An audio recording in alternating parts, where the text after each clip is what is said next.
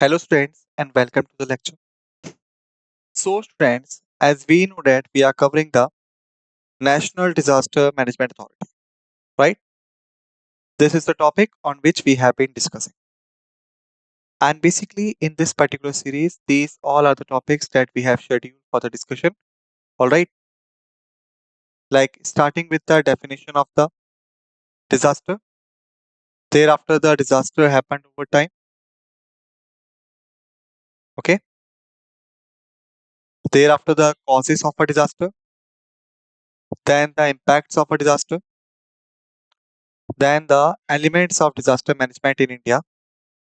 Then the establishment of the NDMA, then the objectives of the NDMA, then the functions of the NDMA, then the additional functions of the NDMA, then the State Disaster Management Authority,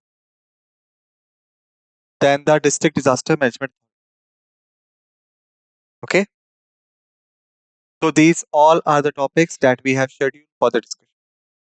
If we talk about the topics that we have covered so far, so basically we have done with the definition part, we have done with the disaster happened over time, we have done with the causes of a disaster, we have done with the impacts of a disaster, and even we have done with the elements of disaster management in India. Okay, the topic on which we have been discussing on, this is the establishment of the NDMA. Okay, and the topics that we are left with, these topics are the objectives of the NDMA, functions of the NDMA, additional functions of the NDMA, State Disaster Management Authority, and the District Disaster Management Authority. Okay, so this is the picture that we have created so far altogether. So we will start from where we had left in the previous lecture. So basically in the previous lecture, we had started the discussion over the establishment of the NDMA. Okay, and we had discussed that basically the government of India recognizes the importance of managing the disaster as a national priority, like it should be the nation's priority to managing the disasters. All right, in order to achieve this goal, basically they have established the high power committee in the year of 1999. Okay, and the national committee in the year of 2001. These two committees were set up. The 2001 committee was set up in the response of the Gujarat earthquake, that is also regarding as the India's most devastated earthquake. Okay, and basically these committees were having the task to make the recommendations on the preparation of disaster management plans and also suggested the effective mitigation mechanism. All right, these are the things. However, after the Indian Ocean tsunami of 2004, okay, the government of India basically took a defining step in the legislative history. Okay, and then they formulated the act that is known as the Disaster Management Act 2005. All right, Disaster Management Act 2005. This act provided for the creation of National Disaster Management Authority, the NDMA, okay, to spearhead and implement the holistic and integrated approach to disaster management in the country. And as we have discussed that basically the NDMA was constituted in the year of 2005 by the executive orders of the government of India, but actually it got notified in the year of 2006. Okay, this is also what we have discussed. Thereafter, we have discussed that the National Disaster Management Authority is not a single person body, but it is a multi-member body. All right, consists of the chairman and the other members. There is no limit of the members in the NDMA, but the maximum limit is 9 and it cannot exceeding the maximum limit of 9. Okay, we have discussed that the Prime Minister is basically the ex officio chairperson of the NDMA. All right, and he is the ex officio. It means that he can sit and speak in the meetings, but he could not. We have discussed that the other members are also nominated by the chairperson of the NDMA, which is automatically the Prime Minister of this country. Thereafter, we have discussed that basically the chairperson of NDMA is also interested to designate someone as the vice chairperson of the country, sorry, of the NDMA. All right. The vice chairperson is basically the cabinet minister, while the other members are basically the ministers of the state. And we have discussed that the NDMA is the apex body for managing the disasters in the country. So this is what we have discussed in the previous lecture. Here I have just revised them for you so that you could have the clear-cut understanding in your mind. If we work forward, then we can say basically it works under the administrative control. Okay, works under the administrative control of the Union Ministry, or you can say Union Ministry of Home Affairs. Under which it works? Union Ministry of Home Affairs. All right. NDMA was established with the vision to build a safer and disaster resilient. Here you can say there are two words. Safer means that the citizens, the people who are living in this country, and we know the country is prone to the disasters. Okay, so they must be safe. Their lives must be safe. Their property must be safe.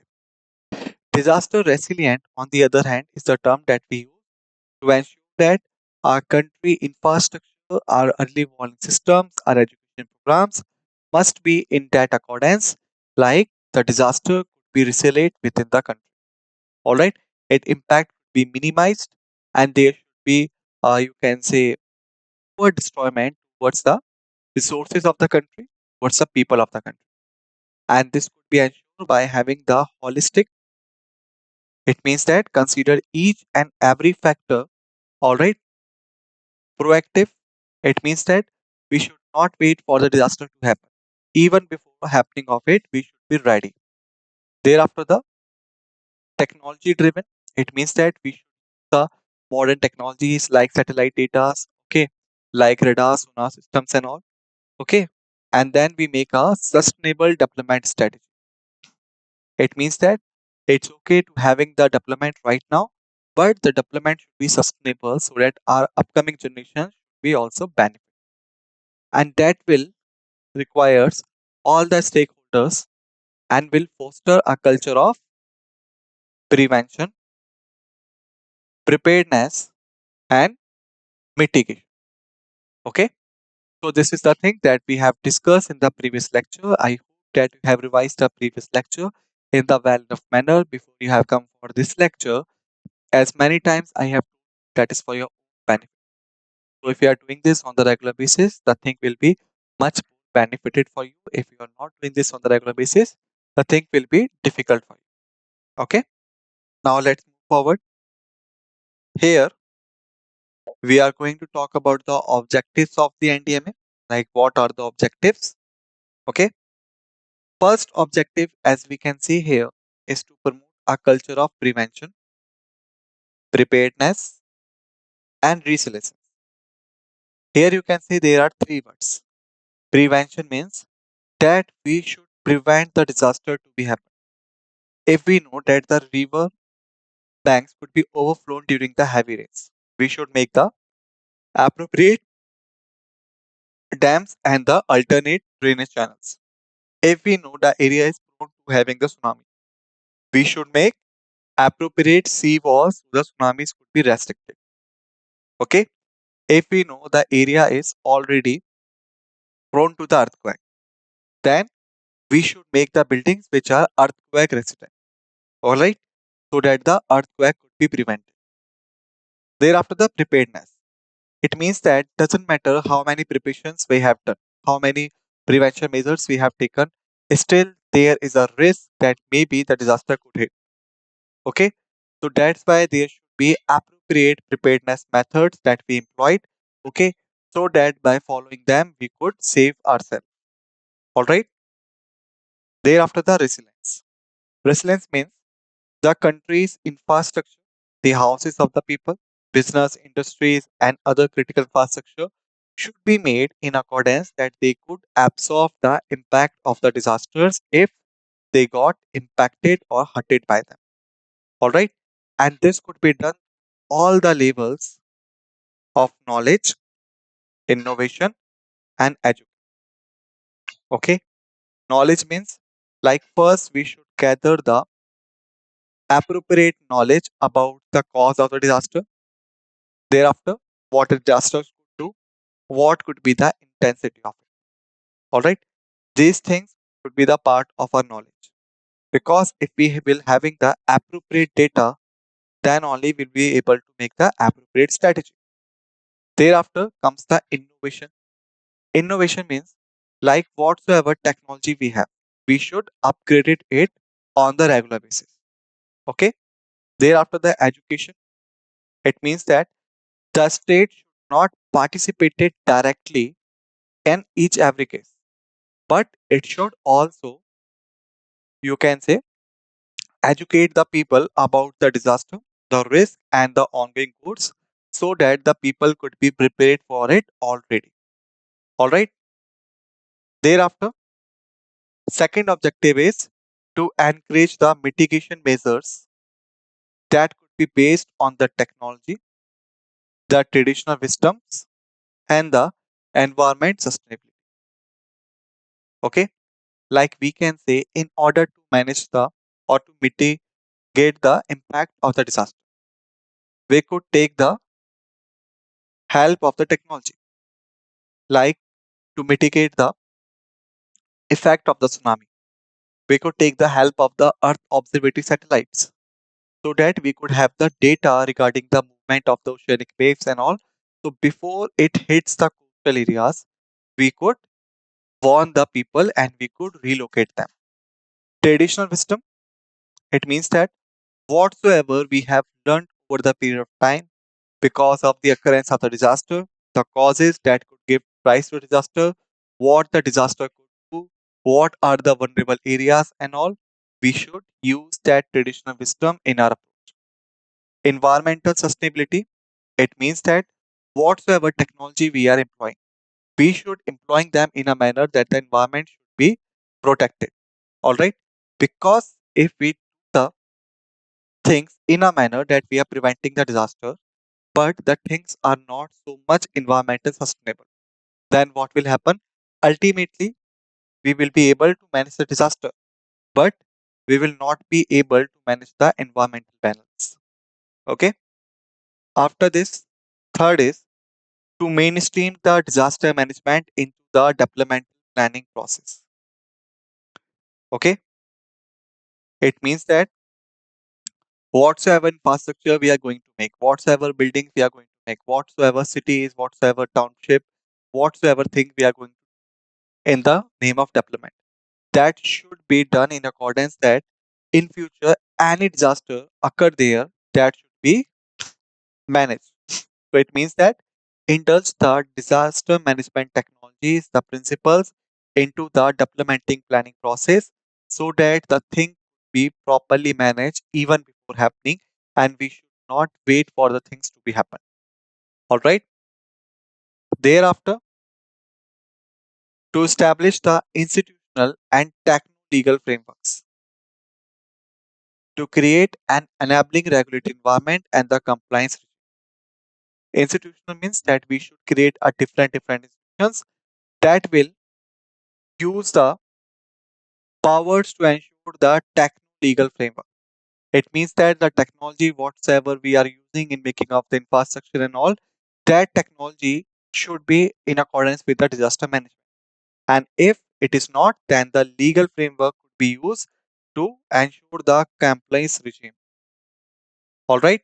Thereafter, to ensure the efficient mechanism to identification, then assessment and monitoring of the disaster risk. Like first step, as I have told you many times, in the risk management activities or the disaster management activities, the first step that involves here is to identify the risk. Without even identify the risk, how you will be able to manage it? Okay. The first step begins with the identification of the risk. Once the risk identified, then comes the assessment. Okay. Assessment involves like identify the risk and assesses the vulnerability, like how much damage it would. Okay. Then comes the monitoring. All right. After employed the technologies on the ground, after implementing the policies on the ground, that should be monitored properly in order to minimize and managing the disaster risk. Okay. Now let's move forward. Thereafter, to develop the contemporary forecasting and early warning systems. Okay. Like forecasting means predicting the thing to be happen even before the thing took place. All right. It means that basically we already know when the tsunami could hit the coast. We already know when the earthquake could happen. We already know when the flood could be happen. Okay. It means they should be predicted before they are happening. Early warning system means once the conditions become invitation to the disaster, then the people over there should be warned in early. Okay. So that they could help themselves in order to save themselves. And this should be backed by the responsive and feel safe communication. Okay. By using the information technology support, because it is the technique that could transfer the message in a shorter duration over the large area. All right. Thereafter, to ensure the efficient response and the relief with a caring approach towards the needs of the vulnerable sections of the society. It means the fishermen, they are the one who would be impacted by the tsunamis the most. Okay. The farmers who are doing the agriculture in the fields that are near to the river banks, they are the highly vulnerable section that could be affected by the flood. Okay. Thereafter, to undertake the reconstruction as an opportunity to build the disaster resilient structure and habitat for ensure safer living. Like if somehow during the disaster a particular structure got damaged, okay, then during the reconstruction of that particular structure, we could take this as an opportunity. Like this time we could make it as a disaster resilient structure. Okay, so that habitat means whoever will be living in that particular structure, that will be living in the structure that is disaster resilient. So right now, the danger to his life, to his property is that minimal, which was not applicable in the prior case. Thereafter, promote a productive and proactive partnership, okay, with the media for the disaster management. Like you have seen many times, whenever there is any condition of hurricane or tsunami that is reaching the country's coast, whenever there is any possibility of earthquake, whenever there is any possibility of volcano eruptions and all, basically the media start flushing the news. And many people, by watching these news, come to about the disaster that is approaching them. Okay, so you can say media is could be the one of the major stakeholders in that things. All right, and by using the media, we could aware more and more people about the upcoming disaster that could impacted their lives. All right. After finishing the objectives, now we have the functions. What are the functions of the NDMA, the National Disaster Management Authority?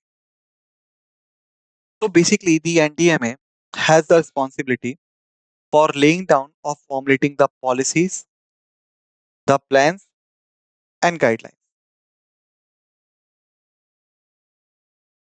Okay, policies, plans, and guidelines, so that the disaster could be managed, the disaster management could be ensured for ensuring the timely and effective response to the disaster. Okay, and the functions of the NDMA are as follows. First is lay down policies on the disaster management. Okay, like how we should manage the disaster, what should be our approach, that could be covered within these policies. Thereafter, to approve the national plan. Like after the discussion, after considering the viewpoint of various stakeholders, what plan we have made at the national level. Never be ever there is only one plan. There are several plans that are made after considering all the possible stakeholders. Then choosing one of the plan and approving the plan. It means that whenever any disaster like situation happens in the country, then what should be our approval? Okay, so that plan should be approved by the NDMA.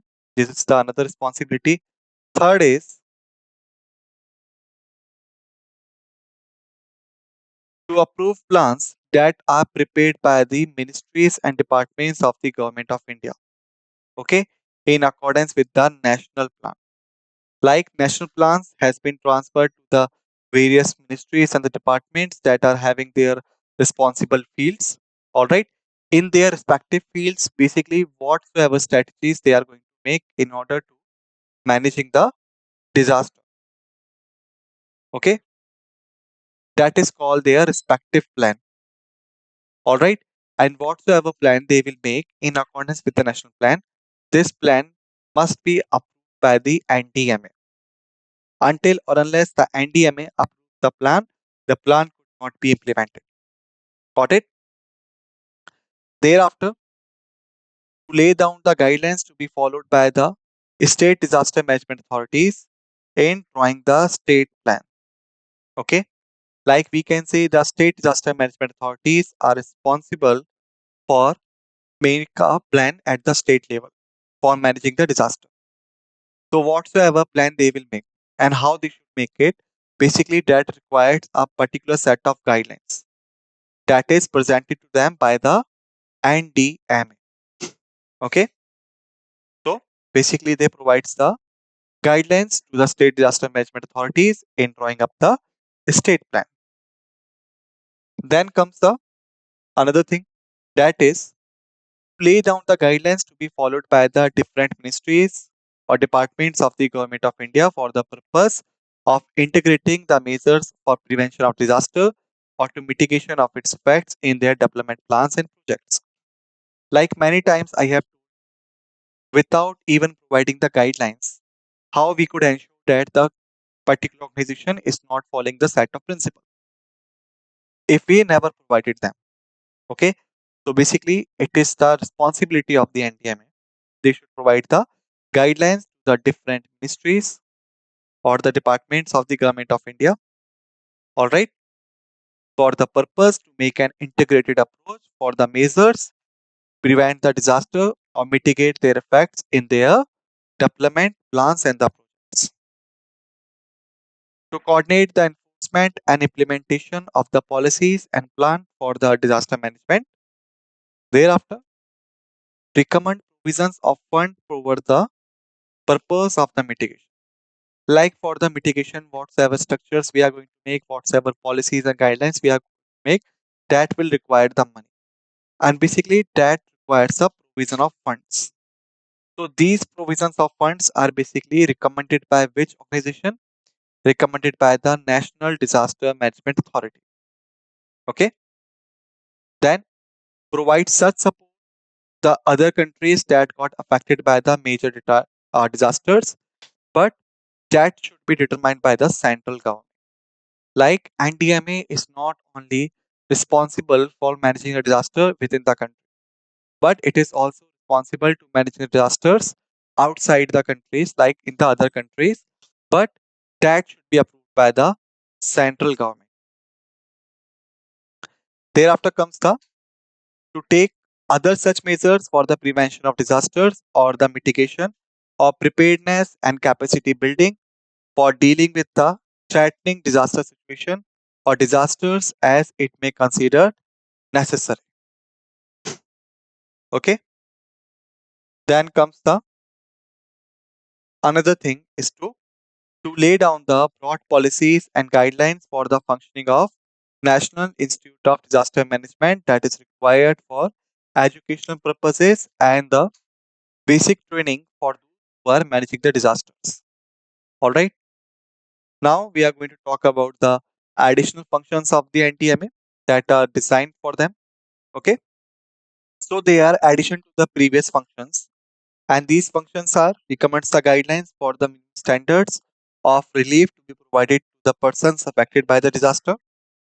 Second, recommends in case of disaster of severe magnitude.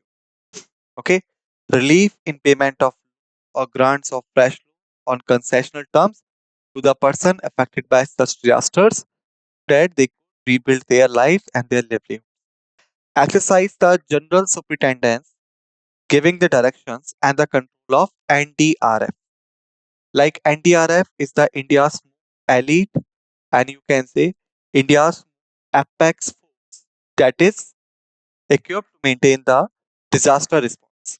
This force has been constituted for the purpose of specialist response to the threatening disaster situation or disasters. And basically that was established in January 2006. Okay.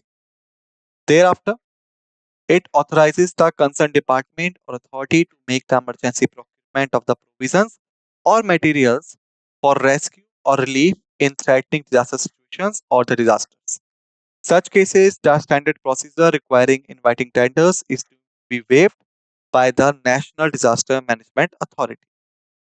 Thereafter, it prepares an annual report on its activities, submitted it to the central government, and central government basically laid it the Houses of Parliament for the further discussion.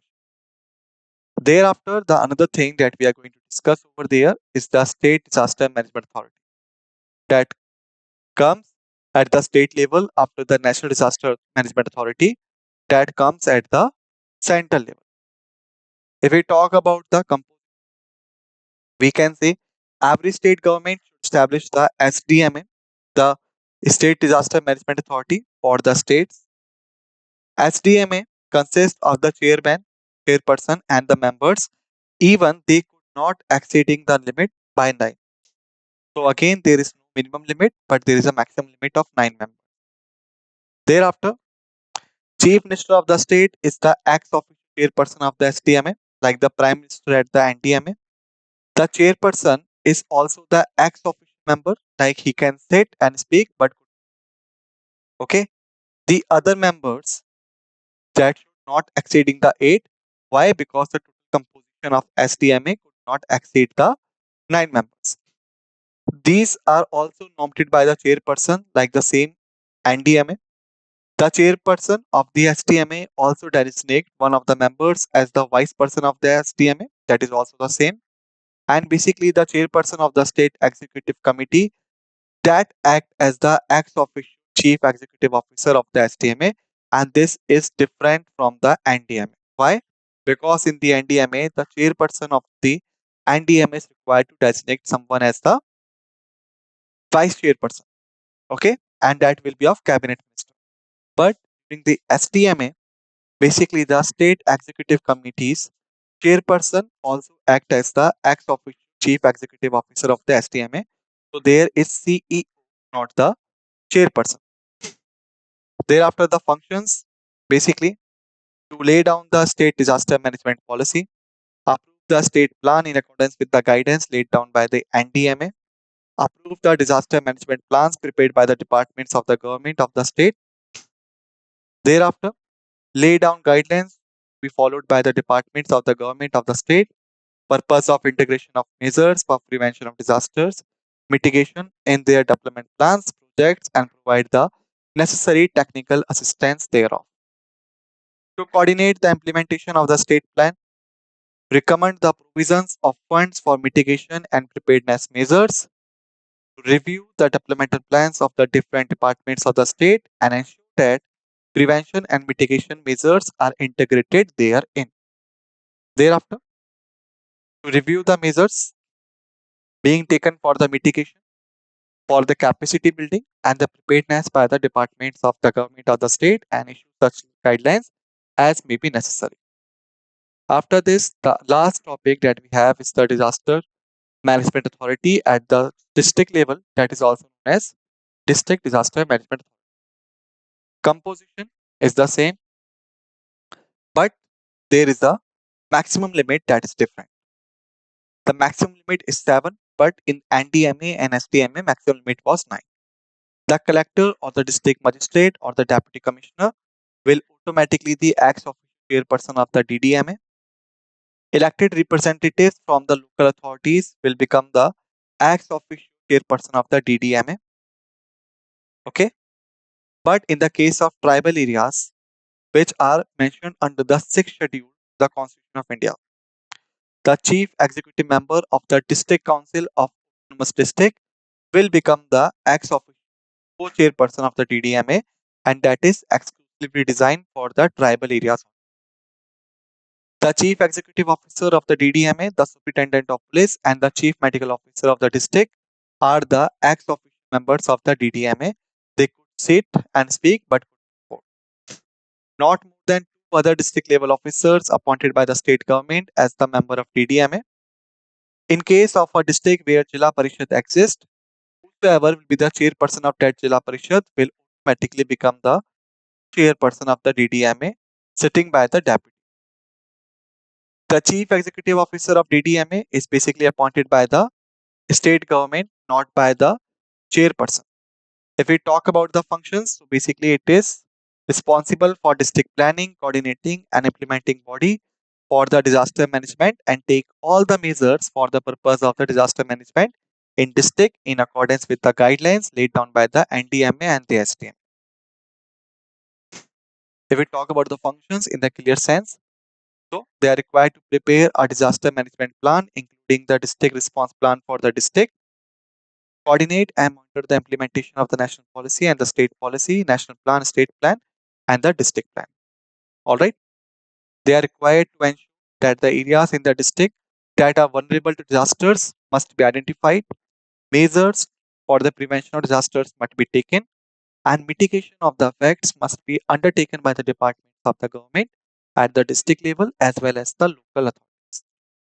They are required to ensure that the guidelines for the prevention of disasters, mitigation of their effects, preparedness, and response measures must be done as per the guidance laid down by the NDMA and the SDMA, and this should be followed by all the departments of the government at district level at the local authorities in the district. They are required to organize and coordinate the specialized training programs for different level of officers, the employees, and the voluntary rescue workers in the district. Facilitate the community training and awareness programs for the prevention of disaster mitigation with the support of the local authorities, the governmental, and the NGOs that are the non-governmental organizations. They require to set up, maintain, review, and upgrade the mechanism for early warnings and dissemination of proper information to the public.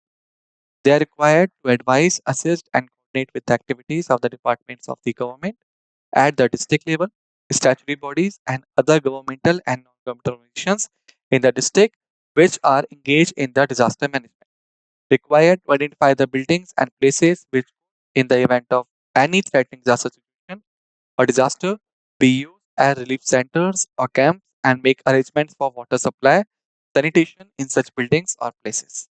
Last is perform such other functions as the state government or SDMA may assign to it or deems necessary for the disaster management in the district. So students, basically in this lecture, we have finally finished the NDMA, the National Disaster Management Authority.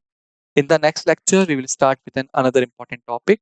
Till then, just revise the facts and figures that all we have discussed in this lecture. Be ready for the another lecture. With this note, let's end this lecture and